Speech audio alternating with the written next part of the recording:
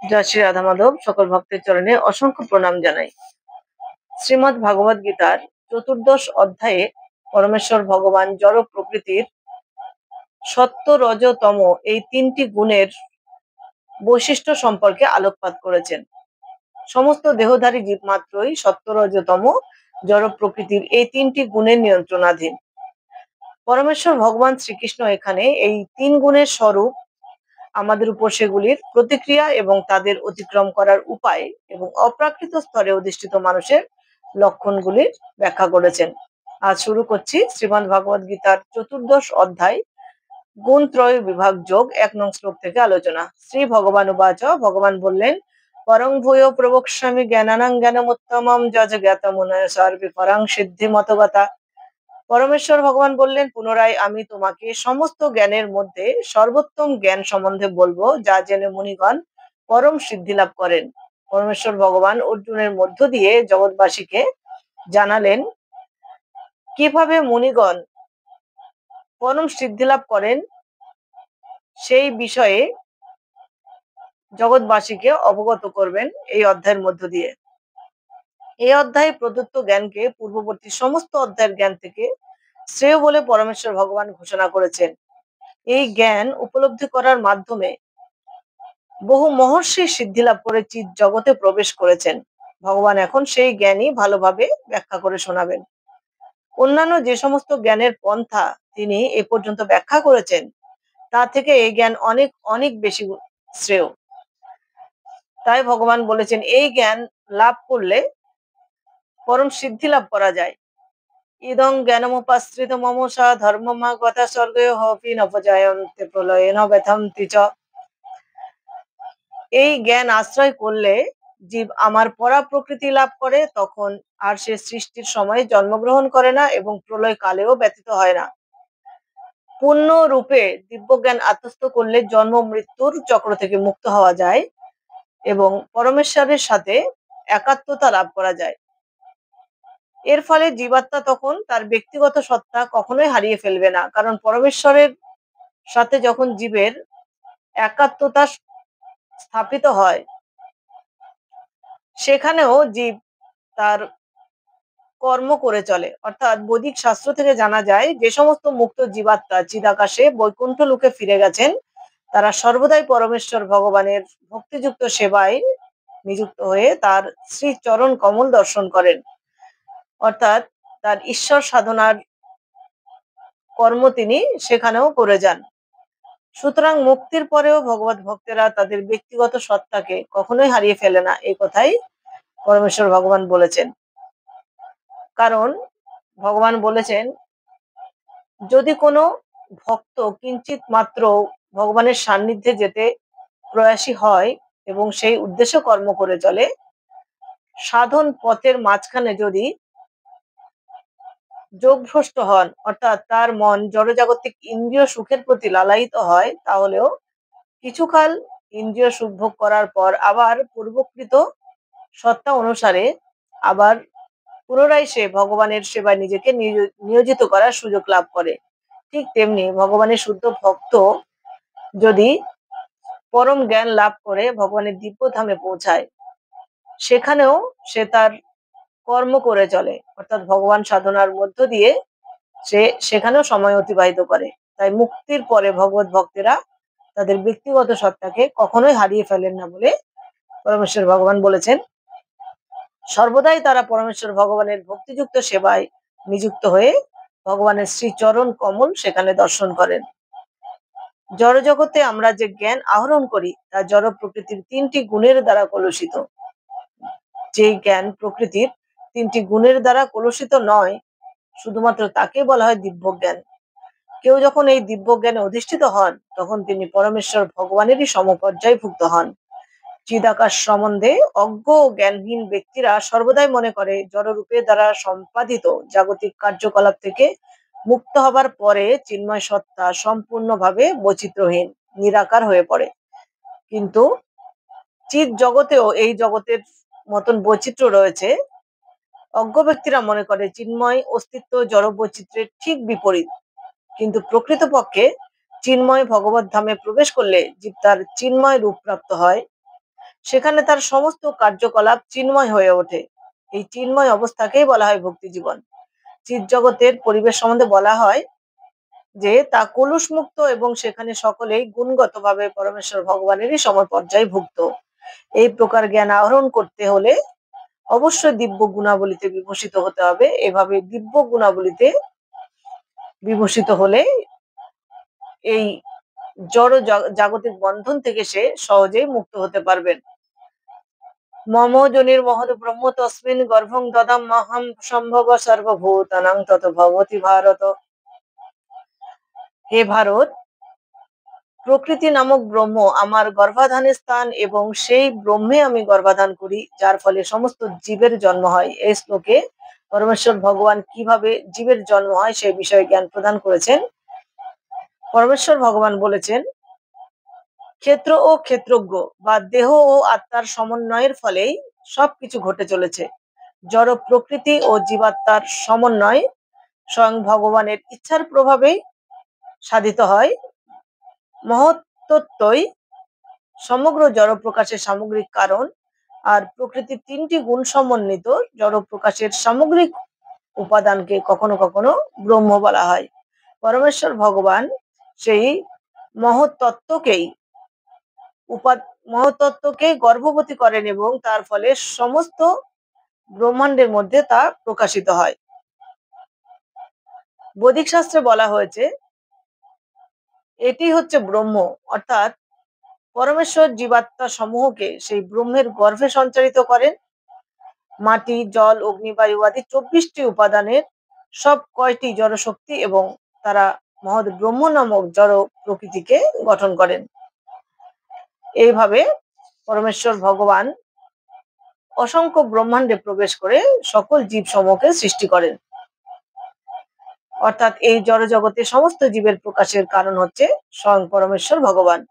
সর্বজনুষু কুন্তেয় মূর্তয় সম্ভবন্তি যা তসং ব্রহ্ম ব্রহ্মহত জনির হং বীজপ্রদ পিতা। হে কুন্তেয়, সকল জনিতে বিভিন্ন প্রজাতির যে সমস্ত মূর্তি প্রকাশিত হয়, ব্রহ্মরূপী জনি তাদের জননী স্বরূপায় এবং আমি বীজ প্রদানকারী পিতা। এই শ্লোকে পরমেশ্বর ভগবান বলেছেন, পরমেশ্বর ভগবান শ্রীকৃষ্ণই সমস্ত জীবের পরম পিতা। জীব জড় প্রকৃতি ও পরা প্রকৃতিরই সমন্বয়। এই ধরনের জীব শুধু এই গ্রহে দেখা যায় তা নয়, অন্যান্য গ্রহে এমনকি সর্বোচ্চ ব্রহ্ম লোকেও জীব রয়েছে। জীবাত্মা সর্বত্রই রয়েছে, মাটির নিচেও জীব রয়েছে, ব্রহ্মলোকেও জীব রয়েছে, এমনকি জলে, আগুনের মধ্যেও জীব রয়েছে। এই সমস্ত প্রকাশ সম্ভব হয়েছে মাতৃরূপী জড় প্রকৃতিতে শ্রীকৃষ্ণ বীজ প্রদান করেছেন বলে। এর সারমর্ম এই যে পূর্বকৃত কর্ম অনুসারে জীবাত্মাকে জড় জগতের গর্ভে সঞ্চারিত করা হয় এবং সৃষ্টির সময় তারা বিভিন্ন মূর্তিতে প্রকাশিত হয়ে থাকে। অর্থাৎ পূর্বকৃত কর্মফল ভোগের জন্যই জীব যেমন এই জগতে দেহ ধারণ করে, আবার কর্মফল অনুসারেই সে বিভিন্ন যোনিতে প্রবেশ করে, বিভিন্ন প্রকার দেহ ধারণ করে এবং সেই মতোই সেই দেহ থেকে, সেই দেহ অবস্থান থেকে সেই মতোই প্রতিক্রিয়া করে। সত্যং রজস্তম ইতি গুণা প্রকৃতি সম্ভবা নিবধ্নন্তি মহাবাহ দেহে দেহিনমাব্যয়ম। হে মহাবীর, জড় প্রকৃতি থেকে জাত সত্য, রজ ও তম এই তিনটি গুণ দেহের মধ্যে অবস্থিত অব্যয় জীবকে আবদ্ধ করে। জীবাত্মা যেহেতু চিন্ময়, তাই জড় প্রকৃতির সাথে তার কোনো সম্পর্ক নেই, তবুও জড় জগতের বন্ধনে জীব আবদ্ধ হয়ে জড় প্রকৃতির তিনটি গুণের দ্বারা কবলিত হয়ে কর্ম করে চলেছে। জীব যেহেতু বিভিন্ন প্রকৃতি অনুসারে ভিন্ন ভিন্ন দেহ প্রাপ্ত হয়, তাই সেই প্রকৃতি অনুসারে তারা কর্ম করতে বাধ্য হয়। অর্থাৎ জীব যেই দেহে প্রবেশ, আত্মা যেই দেহে তার কর্মফল অনুসারে প্রবেশ করে, সেই দেহের বৈশিষ্ট্য অনুসারেই প্রতিক্রিয়া করে। তাই বলা হয়েছে বিভিন্ন প্রকৃতি অনুসারে ভিন্ন ভিন্ন দেহ প্রাপ্ত হলে সেই প্রকৃতি অনুসারে তারা কর্ম করতে বাধ্য হয়। নানা রকম সুখ ও দুঃখের সেটি হচ্ছে প্রকৃত কারণ। তত্র সত্যং নির্মলত্বৎ প্রকাশ অকমনাময়ম সুখ সঙ্গেন বধ্নাতি জ্ঞান সঙ্গেন চানগ। হে নিষ্পাপ, সেই গুণ সমূহের মধ্যে সত্যগুণ নির্মল হবার ফলে প্রকাশকারী ও পাপ শূন্য এবং তা সুখ ও জ্ঞানের সঙ্গের দ্বারা জীবকে আবদ্ধ করে। জড় প্রকৃতির বন্ধনে আবদ্ধ জীব বিভিন্ন প্রকারের হতে পারে, কেউ সুখী কিংবা কেউ কর্মচঞ্চল, কেউ অসহায়। প্রকৃতিতে জীবেদের বদ্ধ দশার কারণে এই সমস্ত মানসিক অভিপ্রকাশ। জড়জগতে সত্যগুণের বিকাশ সাধনের পরিণতি এই যে তা অন্য গুণের দ্বারা প্রভাবিত জীবদের থেকে অধিক জ্ঞান সম্পন্ন করে তোলে। সত্যগুণে অধিষ্ঠিত মানুষ জড়জগতের দুঃখ কষ্ট দ্বারা ততটা প্রভাবিত হন না এবং তিনি জড় জাগতিক জ্ঞান আহরণ করতে সর্বদাই আগ্রহী থাকেন। এই ধরনের মানুষকেই বলা হয় ব্রাহ্মণ, যিনি সত্যগুণে সর্বদাই অধিষ্ঠিত থাকেন এবং তিনি উন্নত পারমার্থিক জ্ঞান লাভে সর্বদাই আগ্রহী থাকেন। এই স্তরের সুখানুভূতির কারণ হলো সত্যগুণে অধিষ্ঠিত জীব সাধারণত পাপ কর্ম থেকে অনেকটাই মুক্ত থাকেন।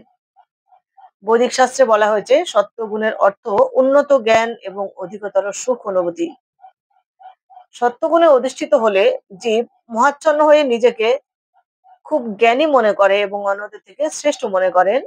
এভাবে তিনি জড়জগতের বন্ধনে ধীরে ধীরে আবদ্ধ হয়ে পড়েন। ভগবান বলেছেন, ভগবানের শ্রী চরণে কর্মের ফল অর্পণ করে নিরন্তর কর্ম করে যেতে হবে, তাহলে এই কর্মের ফল ব্যক্তিকে কখনোই জড়জাগতিক বন্ধনে আবদ্ধ করতে পারবে না। কিন্তু পারমার্থিক জ্ঞান লাভ করে যদি নিজেকে কেউ জ্ঞানী মনে করেন এবং অহংকার তার মধ্যে সৃষ্টি হয়, তাহলে আবার তিনি জড়জাগতিক বন্ধনে আবদ্ধ হয়ে পড়েন। কখনোই পারমার্থিক জ্ঞান লাভ করে তার হৃদয় দগ্ধ হয়ে পবিত্র কলুষিত হয়ে তিনি ভগবানের পরম পদে পৌঁছাতে পারবেন না। তিনি উন্নত পারমার্থিক জ্ঞান লাভ করে যদি কোনো জ্ঞানী ব্যক্তি নিজেকে জ্ঞানী ব্যক্তি বলে মনে করে বা তার মধ্যে অহংকার সৃষ্টি হয়, তাহলে আবার তিনি এই জড়জাগতিক মোহবন্ধনে আবদ্ধ হয়ে পড়েন। কখনো তিনি চিৎ জগতে যাবার অধিকারী হন না। তাই বলা হয় যে বারবার জন্ম মৃত্যুর ক্লেশদায়ক বন্ধনে তাকে আবদ্ধ হতে হয়। রজ রাজাত্মকং বিদ্ধি তৃষ্ণা সঙ্গ সমুদ্ভবম তন্নিবধ্নাতি কুন্তেয় কর্ম সঙ্গেন দেহিনম। হে কুন্তেয়, রজগুণ অনুরাগাত্মক এবং তা তৃষ্ণা ও আসক্তি থেকে উৎপন্ন বলে জানবে এবং সেই রজগুণই জীবকে সকাম কর্মের সঙ্গের দ্বারা আবদ্ধ করে। রজগুণের বৈশিষ্ট্য হলো স্ত্রী পুরুষের পরস্পরের প্রতি আকর্ষণ। পুরুষের প্রতি স্ত্রী আকৃষ্ট হয় এবং স্ত্রীর প্রতি পুরুষ আকৃষ্ট হয়, তাকে বলা হয় রজগুণ। মানুষের মধ্যে যখন রজগুণ বৃদ্ধি পায় তখন তার জাগতিক সুখ ভোগের আকাঙ্ক্ষা আরো বেশি করে বৃদ্ধি পায়। সে তখন ইন্দ্রিয় সুখ ভোগ করতে চায়। ইন্দ্রিয় সুখ ভোগ করার জন্য রজগুণে অধিষ্ঠিত মানুষ সমাজে বা দেশের মধ্যে প্রতিষ্ঠা কামনা করে এবং স্ত্রী পুত্র গৃহ সমন্বিত একটি সুখী পরিবার পেতে চায়। এগুলি হচ্ছে রজগুণের প্রভাব। মানুষ যখন এইসব আকাঙ্ক্ষা করে তখন তাকে কঠোর পরিশ্রম করতে হয়। তাই বলা হয়েছে মানুষ তার কর্ম ফলের প্রতি আকৃষ্ট হয় এবং তার ফলে এ ধরনের কর্মের বন্ধনে ধীরে ধীরে সে আবদ্ধ হয়ে পড়ে। তার ইন্দ্রিয় সুখ ভোগ করার প্রতি আকাঙ্ক্ষার জন্যই ধীরে ধীরে এই জড়জাগতিক মোহ বন্ধনে বেশি করে তিনি আবদ্ধ হয়ে পড়েন। কারণ ইন্দ্রিয় সুখ ভোগের লালসায় তাকে নিরন্তর কর্ম করতে হয়। সমস্ত জড় জগৎটিকেই তখন সে তার ইন্দ্রিয় সুখ ভোগের ক্ষেত্র বলে মনে করে। ইন্দ্রিয় সুখ ভোগ করার জন্যই নিরন্তর কর্ম করার মধ্য দিয়ে আরো বেশি করে বন্ধনে আবদ্ধ হয়ে পড়েন। তাই ভগবান শ্রীকৃষ্ণ বলেছেন, ভগবানের শ্রী চরণে কর্মফল অর্পণ করে যদি কোনো ব্যক্তি কর্তব্য কর্ম সম্পাদনের মধ্য দিয়ে জীবন পথে এগিয়ে যায়, তাহলে ব্যক্তির মধ্য থেকে ধীরে ধীরে এই রজগুণ অন্তর্হিত হয়ে যাবে। কারণ উন্নত পারমার্থিক জ্ঞান লাভ করলে ব্যক্তির মধ্যে সত্য গুণের প্রভাব বৃদ্ধি পাবে এবং ধীরে ধীরে তার হৃদয় নির্মল হবে। আজ ভিডিওটি এ পর্যন্তই। দেখা হবে পরবর্তী ভিডিওতে পরবর্তী শ্লোক উচ্চারণের মধ্য দিয়ে।